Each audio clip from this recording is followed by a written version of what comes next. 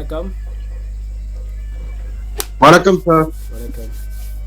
Okay. Just அது ஒரே ஒரு நிமிஷம். நம்ம காவ்யா மதிமுகம் போயிருந்தாங்க. Okay sir. 2 நாள் ஆகுது போய். சரி கால் பண்ணாங்க, அதான் பேசிட்டு இருந்துட்டு, அதான் அட்மிட் கொடுக்கறதுக்கு ரொம்ப டைம் ஆயிடுச்சு உங்களை உள்ள அலோவ் பண்ணுறதுக்கு. Okay sir. Okay sir. Okay sir. போனதுமே சென்னைன்றதுனால தண்ணி ஏதோ செட் ஆக காணும், ஃபீவர் வந்துருச்சு அப்படின்னாங்க. சரி சமாளிடா அப்படின்னு சொல்லியிருக்கேன். சார் கடத்திருக்கா சார் அவங்களுக்கு காவியாக்கா? காவ்யா கடலூர் இருந்து படிச்சாங்கல்ல. Okay sir. Okay sir. மதிமுகம்ல நியூஸ் ரீடரா சார்? இல்லை, மோஸ்ட்லி ஃபர்ஸ்ட்ல போன உடனே கொடுக்க மாட்டாங்க சிட்டிங் எங்கேயுமே. இப்போ ஓகே சார். நியூஸ் 7ல நம்ம பரணியா போனாங்கல்ல, அவங்களே ஆமா வந்து சார். ஒரு 1 மந்த் வந்து சப் எடிட்டிங் பண்ணாங்க, வாய்ஸ் ஓவர் கொடுத்தாங்க. அதுக்கப்புறம் தான் வந்து நியூஸ் ப்ரெசன்டேஷன் கொடுத்தாங்க. மோஸ்ட்லி வந்து அப்படியே நீங்கள் ரொம்ப ப்ரொஃபஷனலாக இருக்கீங்க, உட்கார வச்சோடனே படிச்சுடுவீங்கன்னு சொன்னாலும் அவங்க ஃபஸ்ட்டு வந்து ஒரு 10 நாள் வந்து அப்சர்வேஷன் மாதிரி கொடுப்பாங்க. அதுக்கப்புறம் ஓகே அவங்க சார். அந்த ஃப்ரீ டைம்லலாம் வந்து உங்களை வச்சு லைவில் உட்கார வச்சு பேச படித்து பார்க்க சொல்லுவாங்க. அதுக்கப்புறம் ஓகே ஒரு கான்ஃபிடென்ட்டாக இருக்கீங்க, லைவில் எந்த மிஸ்டேக்கும் வந்துடாதுன்னா தான் உட்கார வைப்பாங்க. Okay sir. Okay recording sir. Is no problem, அதை எடிட்டிங் பண்ணிப்பாங்க, அது ஒன்றும் பிரச்சனை இல்லை. பட் லைவ்ன்னும் போது கொஞ்சம் கரெக்டாக பார்த்து தான் உட்கார வைக்கணும் இல்லையா. Okay sir. ஸோ அதனால் அவங்க பேசிட்டு இருந்தாங்க. ஸோ அதனால் கொஞ்சம் டிலே உள்ளே கொண்டு வரது. சரி ஓகே. இன்னும் யார் காவியா தான் வர வேண்டியது, விஜய் வரணும்ல. சரி வரட்டும் அவங்க, நம்ம படிப்போமா. உங்களோட பேஸ் ப்ரெசன்டேஷன் வீடியோ ஓகே தான். இன்னைக்கு 2 நாள் அனுப்புனதுக்கு முன்னாடிக்கு இன்னைக்கு அனுப்புனது நல்லா இருந்தது Syed. Okay sir. Okay sir. Not bad. I mean 2 நாளைக்கு முன்னாடி பார்த்தீங்கன்னா ரொம்ப ஸ்கிரிப்ட் பேஸ்டு, ஐ மீன் ஸ்கிரிப்டை ரொம்ப ஃபோக்கஸ் பண்ணிட்டு இருந்தீங்க தவிர பாடி லாங்குவேஜில் ஃபேஸ் எக்ஸ்பிரஷனில் எதுவுமே கிடையாது ஆக்சுவலி. ஸோ இன்றைக்கி கொஞ்சம் லாங் லுக்கில் உட்காந்து ஓரளவுக்கு பண்ணியிருந்தீங்க. ஸ்டார்டிங் லெவலில் இவ்வளோ தான் இருக்கும். ஓகே, இப்போ எப்படி நம்ம இப்போ ப்ரெசன்டேஷனே வந்து நம்ம வாய்ஸ் லெவலில் பண்ணும்போது இவ்வளோ காலம் ஆன பிறகு ரொம்ப அழகாக மோல்ட் ஆச்சோ, அதே மாதிரி விஷுவலில் ப்ரெசன்டேஷன் பண்ணும்போதும் கொஞ்சம் நாள் ஆன பிறகு தான் நமக்கு சாட்டிஸ்ஃபேக்ஷனாக இருக்கிற அளவுக்கு வரும். ஸ்டார்டிங்கில் நிறைய மிஸ்டேக்லாம் இருக்கும், அதான் சொன்ன மாதிரி ரொபாட் மாதிரி உட்காந்து படிப்போம். அதே மாதிரி பாடி லாங்குவேஜில் ரொம்ப கேஷுவாலிட்டி இருக்காது. ஐ மீன் ஹெட் ஷேக்கிங் எல்லாம் கொண்டு வர முடியாது உங்களால். ஹைப்ரோ ஹாப்பு நிறைய இருக்குது. ஒன் பை ஒன்னாக வரணும்னா நம்ம இதையே இப்போ எப்படி நம்ம ஆடியோவில் ரொம்ப நாள் படித்தோமோ அதே மாதிரி விஷுவல் ப்ரெசன்டேஷனும் பண்ணும்போது வந்துடும். Okay sir. Okay sir. அது நேரில் வந்திருந்தீங்கன்னா ஒரு நாளைக்கு 10 நியூஸ் படிக்கிறீங்க விஷுவலாகும் போது அது ஒரு 1 மந்த்துக்குள்ளேயே நல்ல ப்ரொஃபஷனில் கொண்டு வந்துருக்க முடியும். நான் பார்க்குறேன், அதுக்குள்ளே நான் குயிக்காக உங்களை கூப்பிட பார்க்குறேன். Okay okay sir. சார் ஒரு டவுட்டுங்க சார். காலேஜ் முடிஞ்சுதா? சார் காலேஜ் அது நான் ஐஆர்ல தான் சார் போட்டிருக்கேன். சரி ஓகே ஓகே ஓகே. வேற ஏதாவது கமிட்மெண்ட் இருக்கா உங்களுக்கு? இல்லைங்க சார். இல்லைங்க சார். சரி ஓகே, நான் பார்க்குறேன். நானும் இங்கே ரிலீவ் ஆயாச்சு. சரி, இப்போ நான் ஏதாவது ஆஃபீஸ் செட்டப் போட்டோன்னா டெஃபினெட்லி உங்களுக்கு கூப்பிட்றேன், நேரில் வந்துடுங்க. ஏன்னா அங்கே நீங்கள் ஒன்று படிக்கிறதுங்க ஒரு நாளைக்கு 10 படிச்சிங்கன்னா கூட உங்களுக்கு ஓரளவுக்கு இன்னும் ரொம்ப ஒரு சேனலில் படித்த ஃபீலோட நல்ல ஒரு எக்ஸ்பீரியன்ஸும் கெயின் பண்ணிக்கிற மாதிரி இருக்கும். அதே மாதிரி மல்டி டேலண்டட் இங்கே நம்ம க்ரியேட் பண்ணிக்க முடியும். Okay sir. Okay sir. வேறு எதாவது டவுட் கேட்டிங்க சொல்லுங்கள். சார் இது இப்போ காவியா வந்து இப்போ செலக்ட் ஆனாங்கன்னு சொன்னீங்கல்ல சார், அந்த அக்கா ஃபேஸ் ப்ரெசன்டேஷன் பண்ணிட்டாங்களா சார்? இல்லை ஆக்சுவலி வந்து அவங்க ஒரு போயிருக்காங்க, சும்மா நம்ம ட்ரை பண்ணலான்ற மாதிரி. இப்படி பண்ணும்போது மதிமுகம் அப்போ சில சேனல்லாம் வந்து 1 மந்த் சேலரி இல்லாமல் இன்டர்ன்ஷிப் மாதிரி எடுத்து அதுக்கப்புறம் பண்ணிப்பாங்க. அந்த மாதிரி இதில் தான் போயிருக்காங்க. Okay sir. Okay sir. Okay sir. போகும்போது ஓகே அப்படின்னுக்காக வாய்ஸ் ஓவர் கொடுக்க சொல்லியிருக்காங்க இப்போதைக்கு. Okay okay sir. அதுக்கப்புறம் தான் ஓரளவுக்கு ப்ரெசன்டேஷன் ஓகேன்னா தான் அவங்க உட்கார வைப்பாங்க. Okay sir. Okay sir. Okay, so அந்த மாதிரி தான். ரைட், சரி ஓகே. பரமேஸ்வரன் வணக்கம். வணக்கம் சார். வணக்கம். சரி, நம்ம நியூஸ் படிக்கலாமா? முதல்ல பரமேஸ்வரன் தான் வந்தீங்க, நீங்க தான் படிக்கணும். சொன்ன மாதிரி வார்த்தைகளுக்கு அழுத்தம் மட்டும் கொடுத்து படிங்க. ஓகே ஓகே சார், ட்ரை பண்ணுங்க. வணக்கம். செய்திகள் வாசிப்பது பரமேஸ்வரன். தலைப்புச் செய்திகள். தொண்டனாகவே இருக்க விரும்புகிறேன், செங்கோட்டையன் பேச்சு. வருகிற சட்டமன்ற தேர்தலில் அதிமுக கூட்டணி மாபெரும் வெற்றி பெறும் என்று செங்கோட்டையன் கூறினார். ஈரோடு மாவட்டம் ஆசனூரில் நடைபெற்ற மே தின பொதுக்கூட்டத்தில் முன்னாள் அமைச்சர் செங்கோட்டையன் பேசியதாவது: நான் தொண்டனாகவே இருக்க பணியாற்ற விரும்புகிறேன். அதிமுக வெற்றி பெற வேண்டும் என்ற நோக்கத்தோடு பணியாற்றுகிறேன். இந்த இயக்கம் மண்ணிலே வளர வேண்டும். இயக்கத்தில் இருப்பவர்கள் ஆட்சியில் இருக்க வேண்டும். அப்போதுதான் நமது கண்ணீர் துடைக்கப்படும். திமுக ஆட்சியில் 4 ஆண்டுகளில் 48,000 பேருக்கு மட்டுமே வேலை வழங்கப்பட்டுள்ளது. நான் அமைச்சராக பணியாற்றிய துறைகளில் நான் மட்டும் 1,00,000 பேருக்கு வேலை வழங்கியுள்ளேன். வருகிற சட்டமன்ற தேர்தலில் அதிமுக கூட்டணி மாபெரும் வெற்றி பெறும். அதிமுக ஆட்சி அமைந்தவுடன் தொழிலாளர்கள் நலன் காக்கப்படும், விவசாயிகள் நலன் காக்கப்படும். இவ்வாறு அவர் கூறினார்.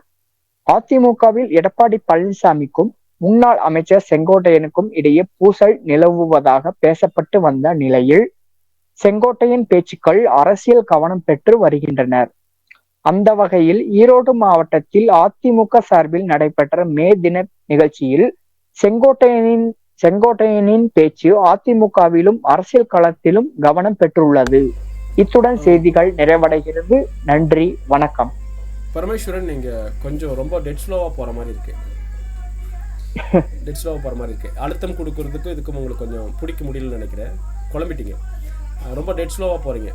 ஃப்ளோல போற மாதிரியே போங்க. முன்ன போனா வாய்ஸ் லெவல் மட்டும் நம்ம சேஞ்சஸ் பண்ணணுன்றதுக்காக நம்ம அழுத்தம் கொடுத்து படிக்க சொன்னேன். சரியா? வார்த்தைக்கு இப்போ தமிழகம் அப்படின்னு ஒரு அல்லது தர்மபுரியில் நேற்று நடைபெற்ற ஆர்ப்பாட்டம் அப்படின்னு நம்ம நார்மலா வாய்ஸ் படிக்கிறதுக்கும் நேற்று நடைபெற்ற ஆர்ப்பாட்டத்தில் அப்படின்னு அழுத்தமா படிக்கிறதுக்கும் வித்தியாசம் இருக்குல்ல. ஸோ அந்த மாதிரியான வார்த்தைக்கான அழுத்தமும் மட்டும் எனக்கு தேவை. அது மட்டும் கொஞ்சம் ட்ரை பண்ணுங்க. சரிங்க சார். சையத், நீங்க படிக்கணும். Okay sir. வணக்கம். செய்திகளை வழங்குவது சையது பாசன் பெராரி. தொடர்வது தலைப்பு செய்திகள். இலுப்பூரில் உள்ள மரக்கடையில் வியாழக்கிழமை அதிகாலை தீ விபத்து. புதுக்கோட்டை அருகே பரபரப்பு. தொடர்வது விரிவான செய்திகள். இலுப்பூரில் உள்ள மரக்கடையில் வியாழக்கிழமை அதிகாலை தீ விபத்து ஏற்பட்டுள்ளது. புதுக்கோட்டை மாவட்டம் இலுப்பூரில் தனியாருக்கு சொந்தமான மரக்கடை ஒன்று இயங்கி வருகிறது. இந்த கடையில் வீடு மற்றும் வணிக நிறுவனங்களுக்கு தேவையான கதவு மற்றும் சன்னல் உள்ளிட்ட பல்வேறு வகையான வேலைப்பாடுகளுடன் கூடிய மரத்திலான பொருட்கள் தயாரித்து விற்பனை செய்து வருகின்றனர். இந்நிலையில் வியாழக்கிழமை அதிகாலை திடீரென கடைக்குள் இருந்து கரும்புகை வெளிவந்துள்ளது. இதனை அடுத்து சற்று நேரத்தில் கடைக்குள் இருந்து மளமளவென தீ எரிய தொடங்கியது. இதனையடுத்து அந்த பகுதியினர் தீயணைப்பு துறையினருக்கு தகவல் கொடுத்தனர். இதனை அடுத்து சம்பவ இடத்திலேயே விரைந்து வந்த தீயணைப்பு துறை அலுவலர் மகேந்திரன் தலைமையிலான குழுவினர் 1 மணி நேரம் போராடி தீயை அணைத்தனர். இந்த தீ விபத்தில் கடைக்குள் விற்பனைக்கு செய்து வைக்கப்பட்டிருந்த தேக்கு மரக்கதவுகள் மற்றும் ஜன்னல்கள் உள்ளிட்ட பல ஜாமான்கள் எரிந்து நாசமாயின. ரூபாய் 2 லட்சம் மதிப்பிலான மரப்பொருள்கள் எரிந்து நாசமானது. இருப்பினும் தீயணைப்பு துறையினர் விரைந்து செயல்பட்டதால் பெரும் சேதம் தவிர்க்கப்பட்டது. மின்கசிவு காரணமாக இந்த தீ விபத்து ஏற்பட்டிருக்கலாம் என தீயணைப்பு துறையினர் தெரிவித்தனர். இத்துடன் செய்தி அறிக்கை நிறைவடைகின்றது. நன்றி, வணக்கம். ஓகே, அந்த கொஞ்சம் தடுமாறுற இடம்லாம் இருக்கக்கூடாது. இன்னும் கொஞ்சம் ஃப்ளோல போயிடணும். அந்த மாதிரி இந்த அதான் சொன்ன மாதிரி வடமொழி எழுத்துக்கள், ஆங்கில எழுத்துக்கள் தமிழ்ல வரும்போது இந்த மாதிரி தடுமாற்றம் இருக்கும். அதனால தான் கொஞ்சம் நிறைய செய்திகளை இந்த மாதிரி செய்திகளாக எடுத்து படிச்சுட்டோன்னா அந்த அந்த தடுமாற்றம்லாம் போயிடும். சரிங்களா? மற்றபடி ஃப்ளோ நல்லா தான் இருக்கு. வாய்ஸ் லெவலும் நல்லா தான் இருக்குது. பேஸ் கொண்டு வந்திருக்கீங்க, ஓரளவுக்கு நல்லா தான் இருக்குது. அதான் இப்போதைக்கு நமக்கு உங்களுக்கு ஃபேஸ் ப்ரெசன்டேஷனில் body language and face expression எல்லாம் பார்க்கணும். முடிஞ்சாலும் நீங்கள் அதை இப்போதைக்கு நீங்களே ஷெல்ஃபாக எடுத்து எனக்கு அனுப்புங்க. நான் ஃபீட்பேக் கொடுக்குறேன் என்ன ஏதுன்ட்டு. சப்போஸ் நமக்கு டைம் இருக்குது, நம்ம முடிஞ்சது நமக்கு எங்கள் ஆஃபீஸ் போட முடிஞ்சதுன்னா நீங்கள் கண்டிப்பாக வந்துடுங்க. Okay sir. ஓகே, பர்மிஷன் கொஞ்சம் ஆயிருக்கேன் சார். அழுத்தம் கொடுக்கணும். சரிங்க சார். ஓகே, வணக்கம். தலைப்புச் செய்திகள். பகல்காம் தாக்குதல்.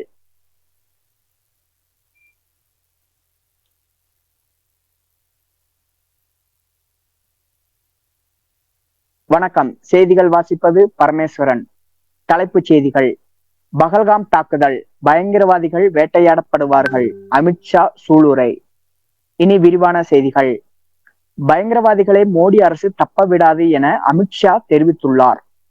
காஷ்மீரில் பகல்காம் சுற்றுலா தலத்தில் கடந்த 22ஆம் தேதி பயங்கரவாதிகள் நடத்திய கொடூர தாக்குதலில் 26 பேர் கொல்லப்பட்ட சம்பவம் இந்தியா மட்டுமின்றி சர்வதேச அளவில் பெரும் அதிர்வலையை ஏற்படுத்தியுள்ளது. இத்தகைய கொடுஞ்செயலில் ஈடுபட்டது தடை செய்யப்பட்ட பயங்கரவாத அமைப்பான லஷ்கர்-இ தொய்பாவின் கிளை அமைப்பான DRF என்பது தெரிய வந்துள்ளது. இதன் பின்னணியில் பாகிஸ்தான் இருக்கிறது என்று இந்தியா குற்றம் சாட்டி வருகிறது. இந்த பயங்கரவாத தாக்குதலால் இந்தியா பாகிஸ்தான் உறவில் பதற்றம் அதிகரித்துள்ளது. இந்த நிலையில் பகல்காம் பயங்கரவாத தாக்குதல் தொடர்பாக முதல் முறையாக பொதுவெளியில் பேசிய மத்திய உள்துறை மந்திரி பேசியுள்ளார். டெல்லியில் நடைபெற்ற நிகழ்ச்சி ஒன்றில் இது குறித்து அவர் பேசியதாவது, பயங்கரவாதிகளை மோடி அரசு தப்ப விடாது. பயங்கரவாதம் வேரோடு அழிக்கப்படும். பயங்கரவாதிகள் அனைவரும் கட்டாயம் வேட்டையாடப்படுவார்கள். இந்தியாவில் முழுமையாக பயங்கரவாதத்தை ஒழிப்பதுதான் எங்களின் நோக்கம். பயங்கரவாதிகளை அனைவரையும் ஒழிக்கும் வரை நாங்கள் நடவடிக்கை நிறுத்த மாட்டோம். இவ்வாறு அமித்ஷா தெரிவித்தார். இத்துடன் செய்திகள் நிறைவடைகிறது. நன்றி, வணக்கம்.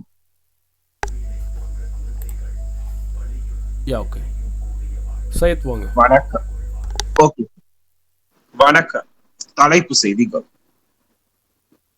நாடு முழுவதும் உள்ள MBBS மாணவர்களுக்கான தேசிய கருத்தரங்கு சென்னையில் வெள்ளிக்கிழமை தொடக்கம். தொடர்வது விரிவான செய்திகள். நாடு முழுவதும் உள்ள MBBS மாணவர்களுக்கான தேசிய கருத்தரங்கு சென்னையில் வெள்ளிக்கிழமை தொடங்குகிறது. இது தொடர்பாக சென்னை மருத்துவக் கல்லூரி மற்றும் ராஜீவ்காந்தி மருத்துவமனை சார்பில் வெளியிட்ட செய்தி குறிப்பில், இளநிலை மருத்துவ மாணவர்களுக்காக பிரத்யேக ஏற்பாடு செய்யப்பட்ட முதல் தேசிய கருத்தரங்கு வெள்ளி மற்றும் சனிக்கிழமைகளில் நடைபெற உள்ளது. இதனையடுத்து சென்னை திருவல்லிக்கேணியில் வாலாஜா சாலையில் உள்ள கலைவளர் அரங்கில் நடைபெற உள்ளது என தகவல் வெளியாகியுள்ளது. முன்னதாக வியாழக்கிழமை கருத்தரங்கு செயல்முறை பயிலரங்கு நடைபெற்றது. நோயறிதல் மற்றும் சிகிச்சைக்கு ஒரு முழுமையான அணுகுமுறையின் முக்கியத்துவத்தை ஏற்படுத்துவதே இக்கருத்தரங்கத்தின் நோக்கம் என எதிர்பார்க்கப்படுகிறது. இளநிலை மாணவர்கள் தங்கள் மருத்துவ படிப்பின் போது அனைத்து துறைகளையும் உள்ளடக்கும் வகையில் அறிவியல் அமர்வுகள் கருத்தரங்கில் இடம்பெற்றுள்ளன. மருத்துவம் சார் சட்ட விவகாரங்கள், ஒருங்கிணைந்த சுகாதாரம், மருத்துவம், தொழில்நுட்பம், எதிர்கால வழிகாட்டு முறைகள், தேர்வுகளை எதிர்கொள்வது உள்ளிட்ட பல அமர்வுகள் அங்கு நடைபெற உள்ளன. குறிப்பிடத்தக்க நிகழ்வாக மருத்துவம் மற்றும் அறுவை சிகிச்சைக்கான முக்கிய அம்சங்களை கொண்ட கலை நிகழ்ச்சியும் நடைபெற உள்ளது. மருத்துவ கல்வியை எளிதாக மாணவர்களுக்கு எடுத்துரைக்க இத்தகைய கலை நிகழ்ச்சிகள் உதவும். கருத்தரங்கின் ஒரு பகுதியாக மாணவர்களுக்கான போட்டிகளும் நடத்தப்படும்.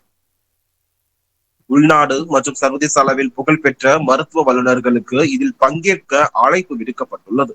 அவர்கள் தங்கள் அறிவையும் விரிவான மருத்துவ அனுபவத்தையும் மாணவர்களுடன் பகிர்ந்து கொள்ள உள்ளனர். இதுவரையும் நாடு முழுவதும் இருந்து 111 கல்லூரிகளில் இருந்து 1968 மாணவர்கள் பதிவு செய்துள்ளதாக தெரிவிக்கப்பட்டுள்ளது. இத்துடன் செய்தியறிக்கை நிறைவடைகின்றது. நன்றி, வணக்கம்.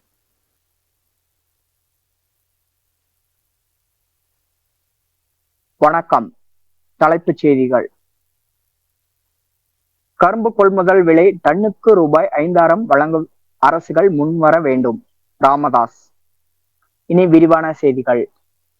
உழவர்களுக்கு ஒரு டன் கரும்புக்கு ரூபாய் 5,000 கிடைக்க ஏற்பாடு செய்ய வேண்டும் என்று மத்திய மாநில அரசுகளுக்கு ராமதாஸ் வலியுறுத்தியுள்ளார். பாமக நிறுவனர் ராமதாஸ் வெளியிட்டுள்ள அறிக்கையில் தெரிவித்திருப்பதாவது, இந்தியாவில் வரும் அக்டோபர் மாதம் தொடங்கவுள்ள அரவை பருவத்தில் சர்க்கரை ஆலைகள் கொள்முதல் செய்யும் 10.25% சர்க்கரை திறன் கொண்ட கரும்புக்கான கொள்முதல் விலையாக டன்னுக்கு ரூபாய் 3,550 வழங்கப்படும் என்று மத்திய அரசு அறிவித்திருக்கிறது. தமிழ்நாட்டில் சாகுபடி செய்யப்படும் 9.5% மற்றும் அதற்கு குறைவான சர்க்கரை திறன் கொண்ட கரும்புகளுக்கு டன்னுக்கு ரூபாய் 3,290 கொள்முதல் விலையாக வழங்கப்படும் என்று மத்திய அரசு அறிவித்துள்ளது. இது எந்த வகையிலும் போதுமானதல்ல.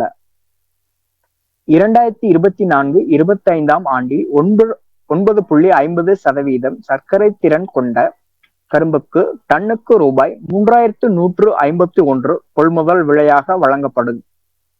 இப்போது ரூபாய் 139, அதாவது 4.41% மட்டுமே கொள்முதல் விலை உயர்த்தப்பட்டுள்ளது. கரும்புக்கான சாகுபடி செலவுகள் பெருமளவில் உயர்ந்துள்ள நிலையில் 4.41% மட்டுமே விலையை உயர்த்துவது நியாயமற்றது. இது உற்பத்தி செலவை ஈடு செய்வதற்கு கூட போதாது. தமிழ்நாட்டில் ஒரு டன் கரும்புக்கு ரூபாய் 5,500 வழங்கப்பட வேண்டும் என்பதுதான் உழவர் அமைப்புகளின் கோரிக்கை ஆகும். ஒரு டன் கரும்பு உற்பத்தி செய்ய ரூபாய் 3500 வரை செலவாவதாக உழவர்கள் கூறுகின்றனர். அதனுடன் 50% லாபமாக ரூபாய் 1750 மற்றும் போக்குவரத்து செலவு சேர்த்து டன்னுக்கு ரூபாய் 5500 வழங்க வேண்டும் என்பதுதான் பாட்டாளி மக்கள் கட்சியின் நிலைப்பாடு ஆகும்.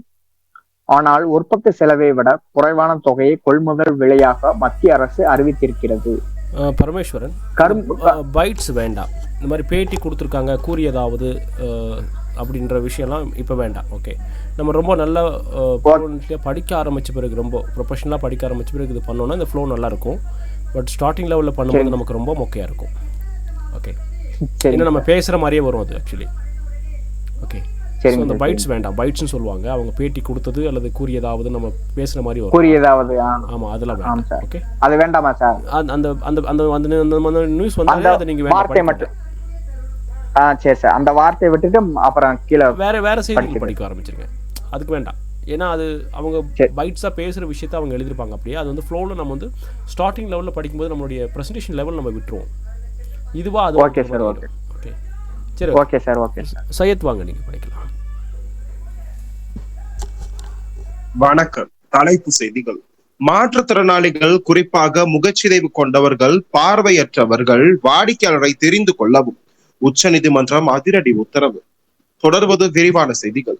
மாற்றுத்திறனாளிகள், குறிப்பாக முகச்சிதைவு கொண்டவர்களும் பார்வைத்திறனற்றவர்களும் பார்வைத்திறன் குறைபாடு கொண்டவர்கள் ஆகியோர் உங்கள் வாடிக்கையாளரை தெரிந்து கொள்ளவும் நடைமுறையை எண்ம வழியில் எளிதில் பூர்த்தி செய்வதை மத்திய அரசும் ரிசர்வ் வங்கியும் உறுதி செய்ய வேண்டும் என்று உச்சநீதிமன்றம் புதன்கிழமை உத்தரவிட்டது.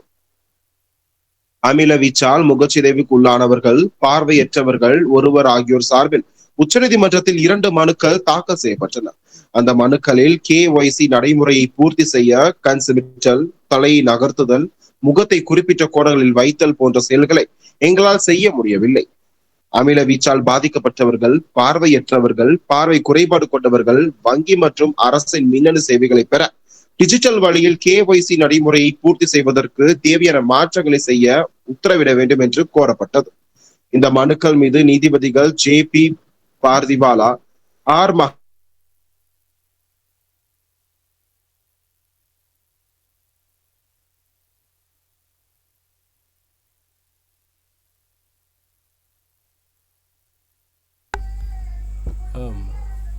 நீங்க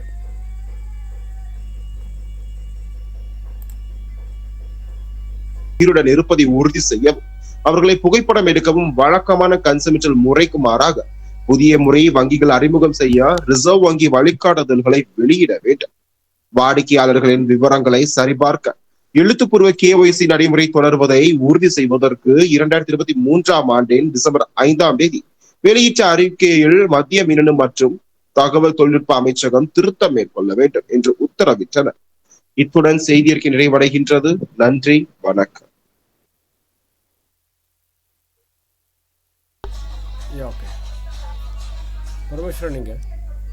வணக்கம். Okay sir. வணக்கம். செய்திகள் வாசிப்பது பரமேஸ்வரன். தலைப்புச் செய்திகள். விமானத்திலிருந்து உற்சாகத்துடன் குதித்து இறங்கிய விஜய், வீடியோ வைரல். இனி விரிவான செய்திகள். விஜய் கண்டதும் தமிழக வெற்றி கழக தொண்டர்கள் உற்சாகமாக கோஷங்களே அவருக்கு வரவேற்பு அளித்தனர். தமிழக வெற்றி கழக தலைவரும் நடிகருமான விஜய் ஜனநாயகன் திரைப்படத்தின் படப்பிடிப்பிற்காக இன்று மதுரை சென்றுள்ளார். 14 வருடங்களுக்கு பிறகு விஜய் இன்று மதுரைக்கு சென்றுள்ளார்.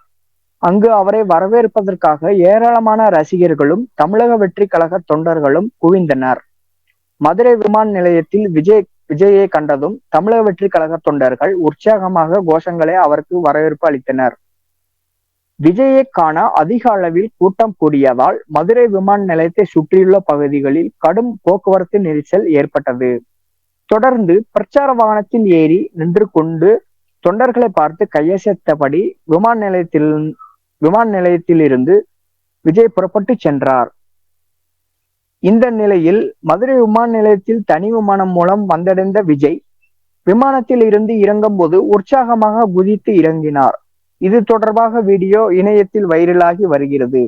இத்துடன் செய்திகள் நிறைவடைகிறது. நன்றி, வணக்கம்.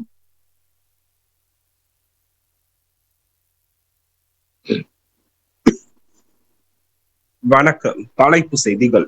சென்னை கடற்கரையிலிருந்து செங்கல்பட்டு இடையே இயக்கப்படும் புதிய குளிர்சாதன மின்சார ரயில். ரயில்வே நிர்வாகம் தகவல். தொடர்வது விரிவான செய்திகள். சென்னை கடற்கரையிலிருந்து செங்கல்பட்டு இடையே இயக்கப்படும் குளிர்சாதன மின்சார ரயிலின் சேவை அதிகரிக்கப்பட்டுள்ளதாக ரயில்வே நிர்வாகம் அறிவித்துள்ளது. இது குறித்து சென்னை ரயில்வே கோட்டம் புதன்கிழமை வெளியிட்ட செய்தி குறிப்பில், சென்னையின் முதல் ஏசி மின்சார ரயில் கடந்த ஏப்ரல் 19 முதல் இயக்கப்பட்டு வருகிறது. இந்த ரயில் பயணிகளின் வசதிக்கேற்ப மே 2 முதல் மாற்றி அமைக்கப்படும் என கடந்த வியாழக்கிழமை அறிவிக்கப்பட்டது. இந்த அட்டவணைப்படி தாம்பரத்தில் காலை 6:50க்கும், செங்கல்பட்டிலிருந்து காலை 7:50க்கும், இரவு 8:10க்கும், சென்னை கடற்கரையிலிருந்து காலை 9:41க்கும், மாலை 6:17க்கும் புறப்படும் ரயில்கள் ஞாயிற்றுக்கிழமை மட்டும் இயக்கப்படாது என தகவல் வெளியாகியுள்ளது. அதே போல் தாம்பரத்திலிருந்து பிற்பகல் 1 மணிக்கும், சென்னை கடற்கரையிலிருந்து பிற்பகல் 2:30 செங்கல்பட்டிலிருந்து மாலை 4:30 புறப்படும் ரயில்கள் சனிக்கிழமை மட்டும் இயக்கப்படாது என தகவல் வெளியே வந்துள்ளன. எனினும் வார இறுதி நாட்களில் மாலை நேரத்தில் அதிக அளவில் பயணிகள் கூட்டம் இருப்பதால் சனி மற்றும் ஞாயிற்றுக்கிழமை மற்றும் கூடுதலாக 2 சேவைகள் இயக்கப்பட உள்ளன. அதன்படி தாம்பரத்திலிருந்து சென்னை கடற்கரைக்கு சனிக்கிழமை மாலை 5:10க்கும் ஏசி மின்சார ரயில் இயக்கப்படும். சென்னை கடற்கரையிலிருந்து தாம்பரத்திற்கு ஞாயிற்றுக்கிழமை மாலை 6:17 ஏசி மின்சார ரயில் இயக்கப்படும் என தெரிவிக்கப்பட்டுள்ளது. இத்துடன் செய்தி அறிக்கை நிறைவடைகின்றது. நன்றி, வணக்கம். வணக்கம். செய்திகள் வாசிப்பது பரமேஸ்வரன். தலைப்புச் செய்திகள். இந்த தமிழ் பாடல்தான் எனக்கு மிகவும் பிடிக்கும். இந்திய கிரிக்கெட் வீரர் விராட் கோலி. இனி விரிவான செய்திகள். விராட் கோலி சிறப்பான ஆட்டத்தை வெளிப்படுத்தி வருகிறார். 10 அணிகள் இடையிலான 18வது IPL தொடர் இந்தியாவில் பல்வேறு நகரங்களில் விறுவிறுப்பாக நடைபெற்று வருகிறது. இதில் பெங்களூரு அணி 7 வெற்றி பெற்று புள்ளி பட்டியலில் முதலிடத்தில் உள்ளது. விராட் கோலி இந்த தொடரில் சிறப்பான ஆட்டத்தை வெளிப்படுத்தி வருகிறார். இந்நிலையில் சமீபத்தில் நடந்த ஒரு நேர்காணலில் தற்பொழுது உங்களுக்கு பிடித்த பாடல் எது என விராட் கோலியிடம் கேட்கப்பட்டுள்ளது. அதற்கு பதிலளித்த விராட் கோலி, நீ சிங்கம் தான் என்ற பாடல் மிகவும் பிடிக்கும் என பதிலளித்தார். சிம்பு நடித்த 10 தல படத்தில் நீ சிங்கம் தான் பாடல் இடம்பெற்றுள்ளது.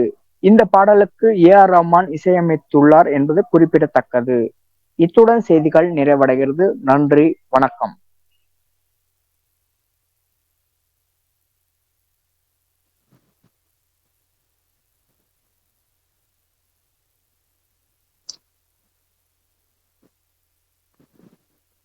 வணக்கம்.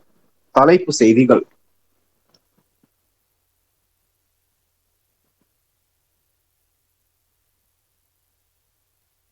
இந்திய பிரதமர் நரேந்திர மோடிக்கு பதிலாக பாதுகாப்புத்துறை அமைச்சர் ராஜ்நாத் சிங் பங்கேற்றிருக்கிறார். ரஷ்யாவில் வெற்றி தின கொண்டாட்டம்.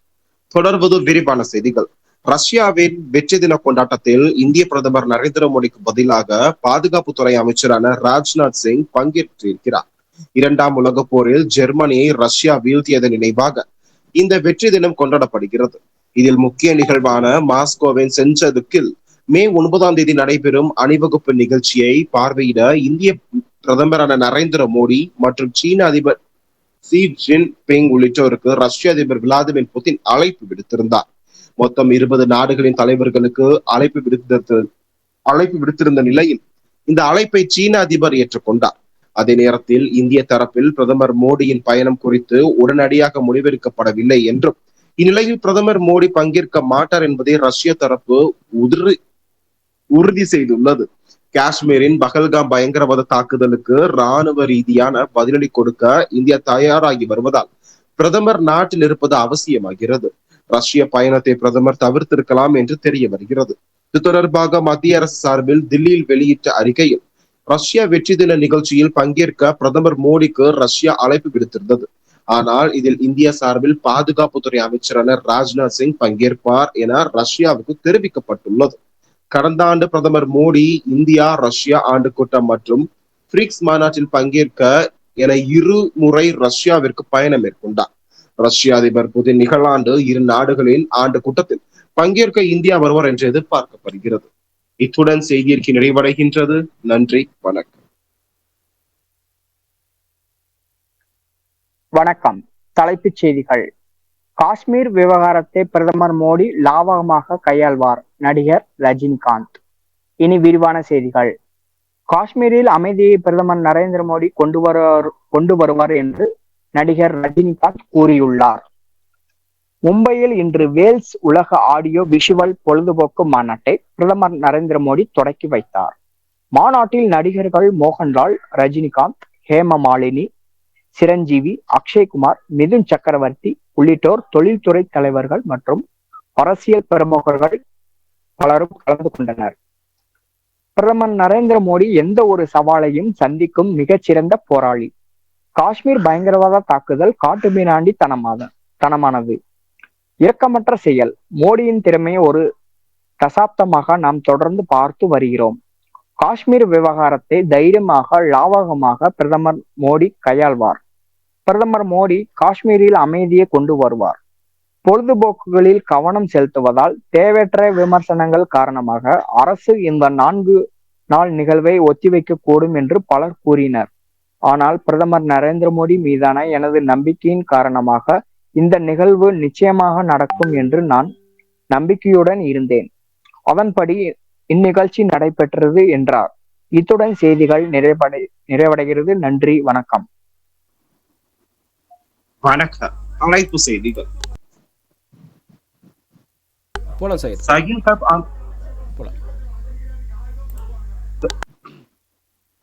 ஸ்கில் ஹப் ஆன்லைன் விளையாட்டுகள் கூட்டமைப்பு சார்பில் நடத்தப்பட்ட கிராண்ட் மாஸ்டர் சாம்பியன்ஷிப் தொடர் நிறைவு விழாவில் பேசியவர் யார்? தொடர்வது விரிவான செய்திகள். ஸ்கில் ஹப் ஆன்லைன் விளையாட்டுகள் கூட்டமைப்பின் விளம்பர தூதரான கபில் தேவ் செஸ் விளையாட்டு குறித்து பேசியது. செஸ் போன்ற விளையாட்டுகள் வெறும் பொழுதுபோக்கு மட்டும் கிடையாது, அவை அறிவாற்றலையும் நினைவாற்றலையும் மேம்படுத்துபவை. இதை போன்ற விளையாட்டுகள் மன அழுத்தத்தை குறைக்கும் என்றார். மற்றொரு விளம்பர தூதரான 2 முறை உலக ரேபிட் செஸ் சாம்பியன் பட்டம் வென்ற கோனேர் காம்பி கூறியதாவது, விளையாட்டுத் துறையில் நாம் பொற்காலத்தை நம் கண் முன்னால் பார்த்து வருகிறோம். உலக செஸ் சாம்பியன் குகேஸ் மற்றும் டாப் 10 வரிசையில் இந்திய வீரர்களும் வீராங்கனைகளும் உள்ளனர். இந்தியாவில் செஸ் விளையாட்டின் எதிர்காலம் முன்னெப்போதும் இல்லாத அளவிற்கு பிரகாசமாக உள்ளது. ஸ்கில் ஹப் ஆன்லைன் விளையாட்டுகள் கூட்டமைப்பு சார்பில் நடத்தப்பட்ட கிராண்ட் மாஸ்டர் சாம்பியன்ஷிப் தொடரில் பங்கேற்க 1500க்கும் அதிகமானோர் தங்களது பெயர்களை பதிவு செய்துள்ளது குறிப்பிடத்தக்கது எனவும் அவர் குறிப்பிட்டுள்ளார். இத்துடன் செய்தியறிக்கை நிறைவடைகின்றது. நன்றி, வணக்கம்.